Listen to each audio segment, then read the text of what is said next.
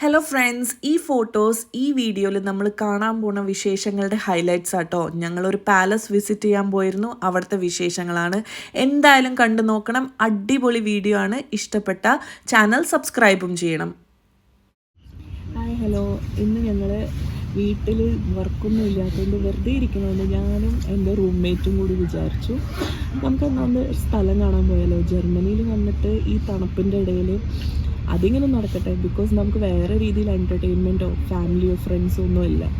അപ്പോൾ ബെർലിൻ്റെ അടുത്തുള്ള സ്ഥലമായ പോട്സ്ഡാമിലാണ് ഞങ്ങൾ പോണത്. അത് ബ്രാൻഡൻബർഗ് സ്റ്റേറ്റിലാണ്. ബെർലിന് ഒരു 4-5 സ്റ്റോപ്പേ ഉള്ളൂ സെൻട്രൽ സ്റ്റേഷന്. ഞങ്ങൾ പ്രത്യേകിച്ച് റിസർച്ചൊന്നും ചെയ്തില്ല, രാത്രി പ്ലാൻ ചെയ്ത് നമുക്കെന്നാൽ പോയാലോ. അപ്പം നമുക്കറിയില്ല അവിടെ പോയാൽ ഞങ്ങൾ പ്ലാൻ ചെയ്തിരിക്കുന്ന ഒരു ലേക്ക് കാണാനും ഒരു പാലസ് കാണാനും. പാലസ് ഇന്ന് ഓപ്പൺ ആണോന്ന് അറിയില്ല, അപ്പോൾ നമുക്ക് പോയി നോക്കാം. ഓപ്പൺ അല്ലെങ്കിൽ ഞാൻ ടൈമിങ്സ് ഒക്കെ അപ്ഡേറ്റ് ചെയ്യാം, ഇല്ലെങ്കിൽ നമുക്ക് പോയി ചമ്മിട്ട് തിരിച്ചു വരാം. ജർമ്മനിയിലത്തെ എൻ്റെ ഫ്രണ്ട്സ് എന്ന് പറയുമ്പോൾ പലരും പല ഷിഫ്റ്റിൽ ജോലി ചെയ്യുന്ന ആൾക്കാരാണ്. എല്ലാവരും ഒരുമിച്ച് ഫ്രീ ആവണമെന്നില്ല. അതുകൊണ്ട് ഞാനും ആഷ്മിയും ഫ്രീ ആയിരുന്നു. ഞങ്ങൾ സഡൻലി പ്ലാൻ ചെയ്ത് പോകാൻ ഉദ്ദേശിച്ച സ്ഥലമാണ് പോട്സ്ഡാം. അപ്പോൾ ഞങ്ങൾ ഫൈനലി റാത്ത് ഹൗസ് സ്പെൻഡൗവിലെത്തി. റാത്ത് ഹൗസ് എന്ന് പറയുമ്പോൾ ഏതെങ്കിലും പ്ലേസിലെ സെൻട്രൽ സ്ഥലമാട്ടോ. നമ്മുടെ നാട്ടിൽ പറയില്ലേ സെൻറ്റർ അല്ലെങ്കിൽ ടൗൺ. അപ്പം ഞങ്ങൾക്ക് ബെർലിൻ സ്പെൻഡൗന്ന് ബെർലിൻ സെൻട്രൽ സ്റ്റേഷനിലോട്ടാണ് പോകേണ്ടത്, അല്ലെങ്കിൽ ബെർലിൻ ഹോപ്റ്റ് ബാനോഫിന് നമുക്ക് പോകാൻ 2 വഴിയുണ്ട്. ഒന്നില്ലെങ്കിൽ എസ് ബാൻ കയറണം, അല്ലെങ്കിൽ ആറി കയറണം. എസ് ബാൻ അന്ന് സ്ട്രൈക്ക് ആയിരുന്നു ആക്ച്വലി. ഇത് ഞാൻ കണ്ടപ്പോൾ എനിക്ക് ഭയങ്കര കൗതുകം തോന്നി. ആക്ച്വലി ഇവിടെ ഇംഗ്ലീഷ് അധികം യൂസ് ചെയ്യാറില്ല. ഇംഗ്ലീഷിലത്തെ ഒരു ബോർഡ് കണ്ടപ്പോൾ ഭയങ്കര സന്തോഷമായി. ഞങ്ങൾ വിശന്ന് വയറ് കരിഞ്ഞിരിക്കണായിരുന്നു. അപ്പോൾ ഞങ്ങൾ റവയിലോട്ട് കയറി അവിടുന്ന് വല്ലതും കഴിക്കാമെന്ന് വിചാരിച്ചു. നമുക്കിവിടെ കോസ്റ്റ് എഫക്റ്റീവായിട്ട് ട്രാവൽ ചെയ്യണമെങ്കിൽ റവേ ഒരു നല്ല ഓപ്ഷൻ ആട്ടോ. ഇവിടെ നമുക്ക് ഓൾറെഡി ഈ സലാഡ്സിന് നമുക്ക് സ്വന്തമായിട്ട് നമ്മുടെ മീൽ ഒന്ന് പ്രിപ്പയർ ചെയ്തിട്ട് നമുക്കിത് വാങ്ങിക്കാം. അപ്പോൾ നമുക്ക് പുറത്ത് കഴിക്കുന്ന അത്രയ്ക്ക് കോസ്റ്റ് ആവൂ. പോരാത്തതിന് ഇവിടെ വൈഡ് വെറൈറ്റീസ് ഓഫ് ബ്രെഡും സാലഡ്സും ഒക്കെ ഉണ്ട്. അങ്ങനെ ഞങ്ങൾ പോട്സ്ഡാമിലെത്തി. ഇത് പോട്സ്ഡാം ഹോപ്പ് ബാനോഫിൻ്റെ ഉള്ളിലത്തെ വ്യൂ ആണ്. നമുക്ക് ഇവിടുന്ന് ഒരു ബസ് കിട്ടും, അല്ലെങ്കിൽ നമുക്കൊരു ട്രാം എടുക്കണം. ട്രാമിൽ പോകുന്ന ആൾക്കാർ 91 ട്രാമിൽ കയറണം. ബസ്സിൽ പോകണമെങ്കിൽ നമുക്ക് 695 എന്ന നമ്പറിലത്തെ ബസ്സിൽ കയറിയാൽ നമുക്ക് സാൻസൂസി പാലസിലെത്താം. ഞങ്ങൾ പ്ലാൻ ചെയ്തത് ആദ്യം നമുക്ക് സാൻസൂസി പാലസ് വിസിറ്റ് ചെയ്യാം. അതിൻ്റെ വിസിറ്റർ സെൻറ്ററാണ് ഇവിടെ. ഇതിൻ്റെ പാലസിൻ്റെ ഉള്ളിൽ കയറണമെങ്കിൽ ആദ്യം തന്നെ ടിക്കറ്റ് എടുക്കണം. അതിൻ്റെ അടുത്ത് തന്നെ ഒരു വിൻമിൽ ഉണ്ട്. ഇത് ഒരു ഡച്ച് ആർക്കിടെക്ചർ ആയിട്ടാണ് എനിക്ക് തോന്നിയത്. പാലസ് ആർക്കെങ്കിലും കാണാൻ താല്പര്യം ഉണ്ടെങ്കിൽ 14 യൂറോ എൻട്രി ടിക്കറ്റ് ആയിട്ട് കൊടുക്കണം.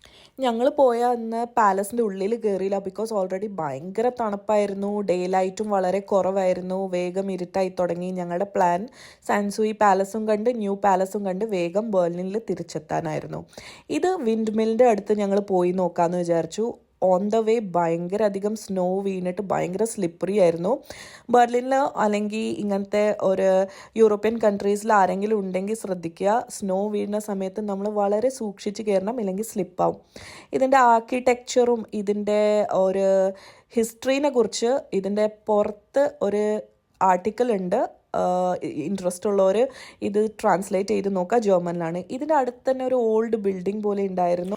ഇപ്പോൾ സാൻസൂസി പാലസ് ആരെങ്കിലും വിസിറ്റ് ചെയ്യുവാണ്, അതിൻ്റെ ഹിസ്റ്ററിനെ കുറിച്ച് അധികം അറിയണമെങ്കിൽ നമുക്ക് വിസിറ്റർ സെൻറ്ററിൽ പോയിട്ട് ഒരു ഗൈഡിനെ ചോദിച്ചാൽ മതി. നമുക്ക് അവിടെ ഗൈഡ് അവൈലബിൾ ആക്കി തരും. അതിന് സ്പെഷ്യൽ ഫീസ് ഉണ്ട്.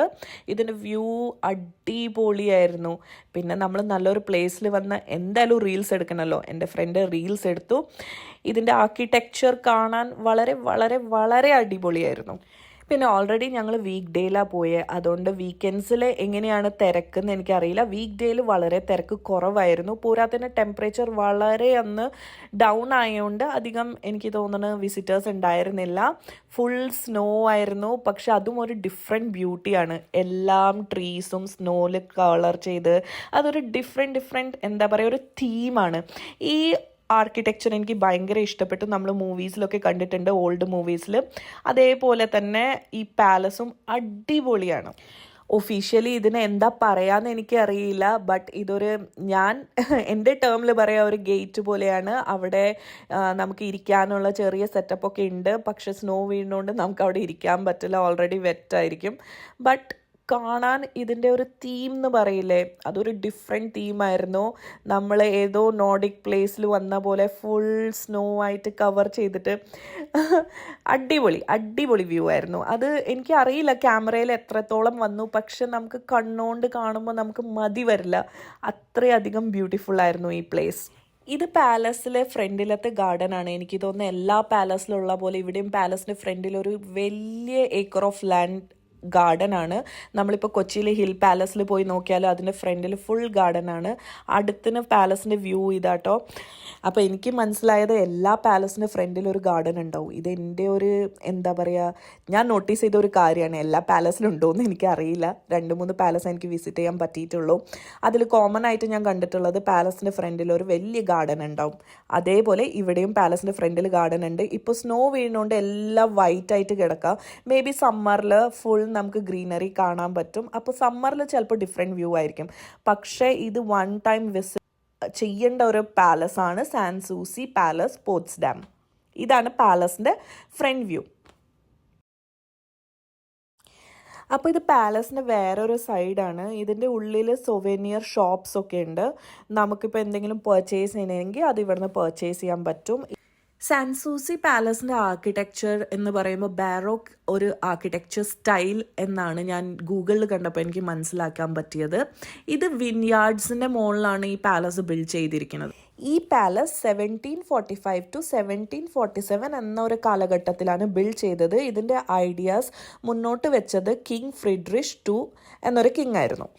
ഈ ഗേറ്റിൻ്റെ ആർക്കിടെക്ചർ കണ്ടപ്പോൾ എന്താ തോന്നണേ, നമുക്കിപ്പോൾ കേരളത്തിലെ പല വീടുകളിലും ഇങ്ങനത്തെ ഒരു ആർക്കിടെക്ചർ കാണാൻ പറ്റും അല്ലേ. സോ അതൊക്കെ ഒരു റോയൽ ആർക്കിടെക്ചർ സ്റ്റൈലാട്ടോ.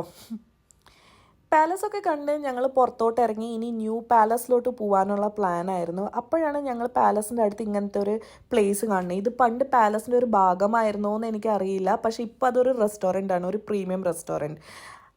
ഇത് ആഷ്മി ഈ പാലസിൻ്റെ പ്ലാനൊക്കെ നോക്കി ഒന്നും മനസ്സിലാവാതെ നിൽക്കുന്നു. എന്നിട്ട് ഞങ്ങൾ ന്യൂ പാലസിലോട്ട് പോയി. ന്യൂ പാലസിലോട്ടും ഏകദേശം ലൈറ്റ് വളരെ ഡൗൺ ആണ്, പക്ഷേ ഇതും അടിപൊളി പാലസാണ്. ഇപ്പോൾ ഇത് പോട്സ്ഡാം യൂണിവേഴ്സിറ്റിയാണ്.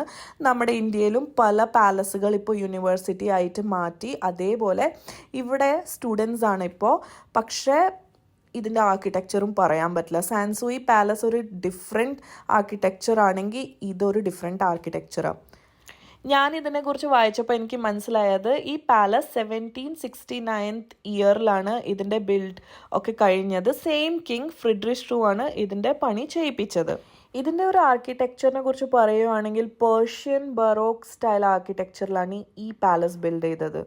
ജർമ്മനിൽ ഈ പാലസിനെ പ്രൊനൗൺസ് ചെയ്യുമ്പോൾ നോയ് പാലെ എന്നാ പറയാം. ഈ palace UNESCO world heritage centre recognise ചെയ്ത ഒരു പാലസ് ആട്ടോ. ഈ പാലസ് ബിൽഡ് ചെയ്തത് പേർഷ്യൻ്റെ വിക്ടറി 7 years ഓഫ് വാർ കഴിഞ്ഞിട്ട് പേർഷ്യൻ്റെ വിക്ടറി സെലിബ്രേറ്റ് ചെയ്യാനാണ്. അപ്പോൾ ഹിസ്റ്റോറിക്കൽ മൂവീസും ഹിസ്റ്ററിയും ഒക്കെ ഇഷ്ടപ്പെടുന്ന ആൾക്കാരാണെങ്കിൽ ഈ പാലസ് കാണുമ്പോൾ ഭയങ്കരമായിട്ട് എന്താ പറയുക, ഭയങ്കര ഇഷ്ടപ്പെടും. അങ്ങനത്തെ ആൾക്കാർക്ക് ഡെഫിനറ്റ്ലി വിസിറ്റ് ചെയ്യാൻ പറ്റിയ ഒരു സ്ഥലമാണ്. സാൻസൂസി പാലസിനെ വെച്ച് കമ്പയർ ചെയ്യുമ്പോൾ ഇത് ടോട്ടലി ഡിഫറെൻ്റ് ആണ്. ഇത് മോർ ഇൻ ടു റെഡ് കളറാണ്. സാൻസൂസി പാലസ് ഒരു യെല്ലോ കളർ തീമിലാണ്. മോർ അട്രാക്റ്റീവ് ടു ഐ ആണ് രണ്ട് പാലസും. ഇതിൻ്റെ എടുത്ത് പറയേണ്ട കാര്യമാണ് സിമെട്രി. 2 സൈഡും ഇവർ സിമെട്രി മെയിൻറ്റെയിൻ ചെയ്തിട്ടുണ്ട്. അടിപൊളിയാണ് ആർക്കിടെക്ചർ, മസ്റ്റ് വിസിറ്റ് ആണ്. ഇപ്പോൾ ഇത് പോട്സ്ഡാം യൂണിവേഴ്സിറ്റിയാണ്, ബട്ട് ഓപ്പൺ ആണ്, വിസിറ്റേഴ്സിനും വന്ന് കാണാം.